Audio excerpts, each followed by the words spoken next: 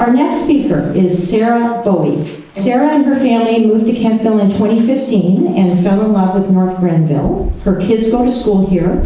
Her husband is a local business owner, the Kemptville Handyman. Sarah is the owner of Bowie Financial and proud to hire and work locally. And Sarah told me she got involved in this issue because she's lived in a prison town and has seen the impacts of a prison on a small community. And she also wanted me to point out that she does not like bullies. So I think there's a message there. So welcome, Sarah. Please welcome Sarah.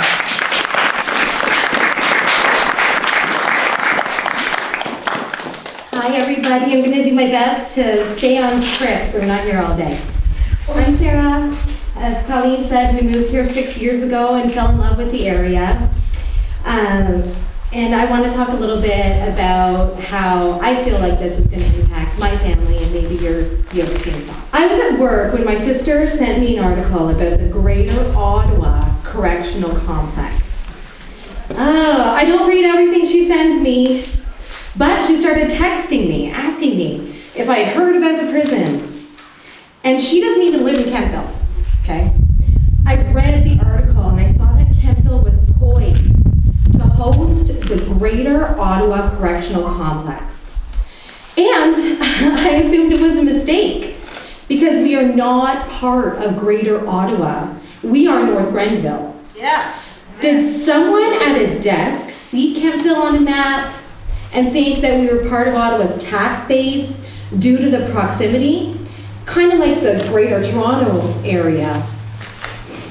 It is clear that our community, and I feel like that makes it clear, that our community had zero say before the Greater Ottawa Complex was unveiled publicly. Which leads me to wonder, was this plan based off of Ottawa's demographics? We may never know, but here's what I do know. Math and money.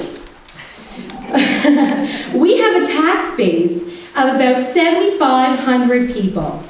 Ottawa has about 500,000 tax-paying households.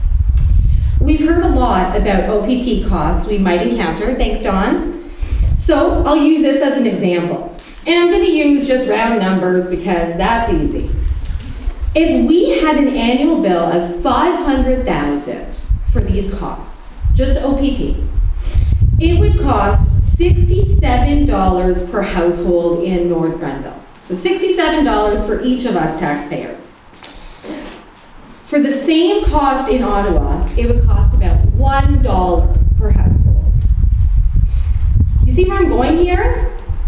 Size does matter. And what are the other costs? How will this impact our hospitals with already long wait times, our social housing, our property values, our petty crime rates? How many inmates will remain here? This was asked, and I loved this old gentleman said, well, 99% of people go home. And I thought, oh, whenever somebody uses that kind of stat, I just don't believe it. I mean, maybe I'm a cynic. My ex-husband is actually a corrections officer, and we have a great relationship. He told us that the inmates with no home are dropped off at the closest shelter. Will we have a homeless shelter here for that purpose? We don't know, which is crazy.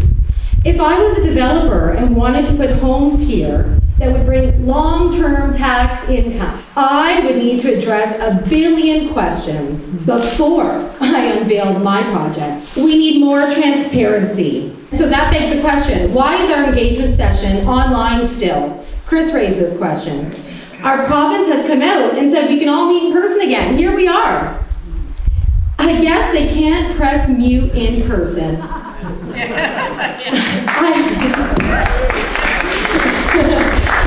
I believe that when someone is unwilling to provide information, it is because they know they will lose the argument. We are here today because we love North Grenville and we want to protect it from what we believe to be a really bad idea. And that idea is what it is. I was feeling helpless and really hopeless until these local groups formed. Kind of like support groups for us. We want to thank JOG and CAPP for being here to support our voices and all they've done for our little community. The best way to thank them is by getting involved. The simplest action, talking to your friends and neighbors, putting up a sign, all of that can make a difference. Your voice matters. I love these groups so much that I nominated them for the North Grenville Civic Award for 2021. And for now, let's give a round of applause to these amazing people.